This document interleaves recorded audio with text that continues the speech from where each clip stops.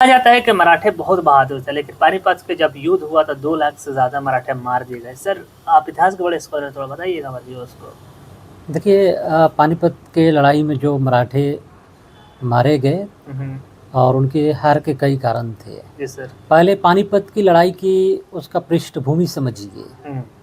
सबसे पहले रघुनाथ राव जो मराठा पेशवा के घर से आते थे, उन्होंने हमला किया पंजाब पर, और पंजाब को अहमद शाह अब्दाली मानता था कि ये मेरा इलाका है, मैंने मुग़लों से छीना है।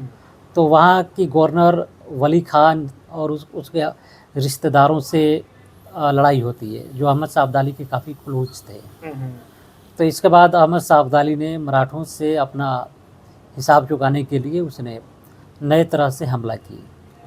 1760 के आसपास एक बहुत बड़ी घटना घटती है। वो थी कि दादाजी सिंधिया का मारा जाना। मुग़लों की जो कमांडर इन चीफ था नजमुद्दौला, उसने मराठों का एक महान सरदार दादाजी सिंधिया को घेर कर मार दिया।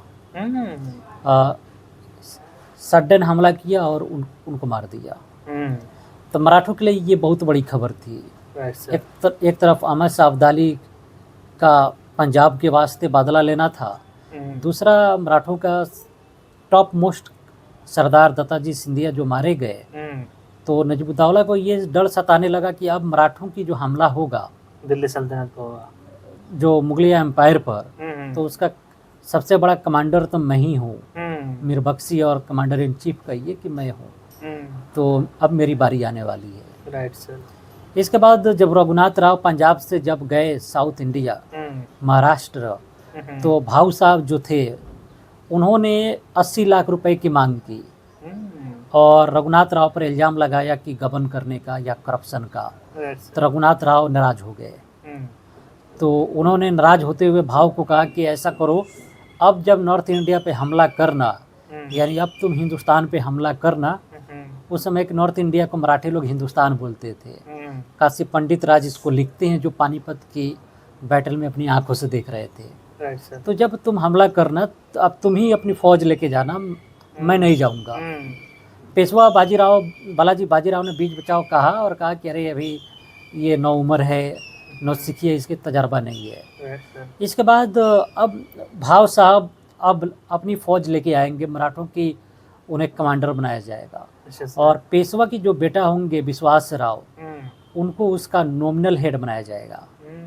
यानी कि पूरी पावर तो भाव की होगी, लेकिन साथ में वो भी होंगे सुप्रीम कमांड की तरह। जैसे ही ये लोग चंबल और ग्वालियर को पार करते हुए आए नॉर्थ इंडिया की तरफ, तो सूरजमल जाट ने इनको राय दिया कि इतनी बड़ी लाव लश्कर और औरतों बच्चों और इतनी ज़्यादा संख्या में लोगों को ले जाना साउथ इंडिया में, दिल्ली की तरफ ठीक नहीं है, क्योंकि पठान जो हैं वो शेर की तरह हमला करते हैं और बाघ की तरह झपटते हैं। तो ये बात उन लोगों ने ये रखा।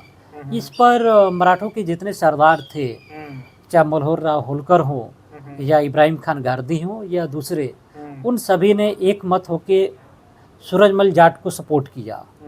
सूरजमल जाट ने यह भी कहा कि आप लोगों की जो हुकूमत जिधर है, ग्वालियर उधर या झांसी, उधर आप लोग अपनी औरतों को और बाकी जो फालतू सामान है उसको रखें। ये फालतू सामान शाही लश्कर के साथ जो चलता है तो ठीक लगता है, आप लोग के साथ ठीक नहीं चलेगा। तो या मेरे भरतपुर में आप लोग मराठों की जो भी औरतें हैं, बच्चे हैं या चीज़ें, उनको रखे। तो इस पर सूरजमल जाट पर सदाशिवराव भाव नाराज हो गए और सुपीरियरिटी और इन्फीरियरिटी की बात की, यानी ऊंच और नीच की बात की। जाटों के बारे में अगर जानना हो तो आप चचनामा को पढ़ेंगे कि जाटों की क्या हैसियत थी। तो सूरजमल जाट एक तरह से खासे नाराज हुए।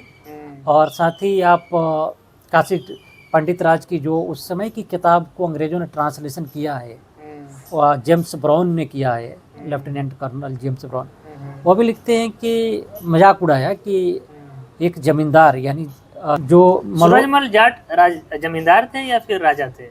जमींदार का मजाक उड़ाया। वो एक्चुअल में जमींदार ही थे, लेकिन उनके पास पावर एक राजा की तरह थी, अच्छा अच्छा। इसको समझिए। और मरोरा होलकर चरवाहे कम्युनिटी से आते थे। अच्छा। उनके पूर्वज जो भेड़ बकरियां चराने की काम करते थे, धनकर जाति से, तो उनको भी सदाशिवराव भाव ने मजाक उड़ाया। अच्छा।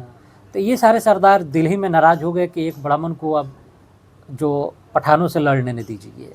इस बात को काशी पंडित नाथ जो बैटल ऑफ पानीपत में मौजूद थे, वो भी सुजाउद्दौला की तरफ से, वो सुजाउद्दौला की तरफ से सदाशिवराव भाव से मिलने गए थे।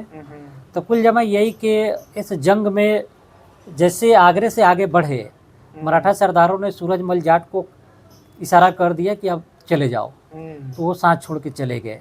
और साउथ इंडिया के एक भी सरदारों ने इसमें मराठों को साथ नहीं दिया। देखिए, लड़ाई में जेम्स ब्राउन लिखते हैं काशी पंडित राज के हवाले से कि मराठों के साथ जो तकरीबन 3 लाख के आसपास जो भी लोग थे, इनमें से 2 लाख मारे गए, यानी 66% से ज़्यादा लोग इस जंग में मारे गए। और ये जंग बड़ा ही भयानक था।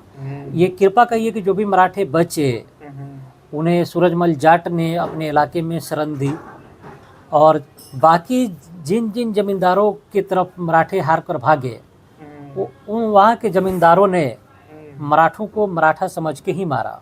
अच्छा। उस समय की वो धर्म वाली कहानी नहीं थी, क्योंकि वो मराठों को उन्होंने एक तरह से लुटेरा समझा और अपने टेरिटरी में हमला करने वाला समझा। तो ज़्यादातर मराठे मारे गए। पेशवा बाजीराव बालाजी बाजीराव के जो लड़के थे शमशेर बहादुर, वो जाटों के इलाके में जाके मर गए। अच्छा। कैसे मरे और उनका कैसे इलाज किया गया, ये भी काफ़ी सोचने की बात है। औरतों को भले सूरजमल जाट ने सेफ्टी से पहुंचा दिया महाराष्ट्र की तरफ या ग्वालियर की तरफ, झांसी की तरफ, लेकिन ये भी सोचने की बात है। तो किसी ने साथ नहीं दिया, न राजपूतों ने, न सिखों ने, न ही जाटों ने, ना ही किसी दूसरे जो जमींदार थे उन लोगों ने साथ नहीं दिया। बिल्कुल। तो जैसा देखा सर ने कैसे एक्सप्लेन किया पानीपत के लड़ाई के मराठों के सबसे हार की वजह। मैं उम्मीद करता हूँ ये वीडियो पसंद आएगा, इसको जरूर शेयर कीजिएगा। सीरीज जारी रहेगा, सब्सक्राइब करके रखिए, और भी इंटरेस्टिंग स्टोरी आने वाला है। Thank you so much. Thank you sir.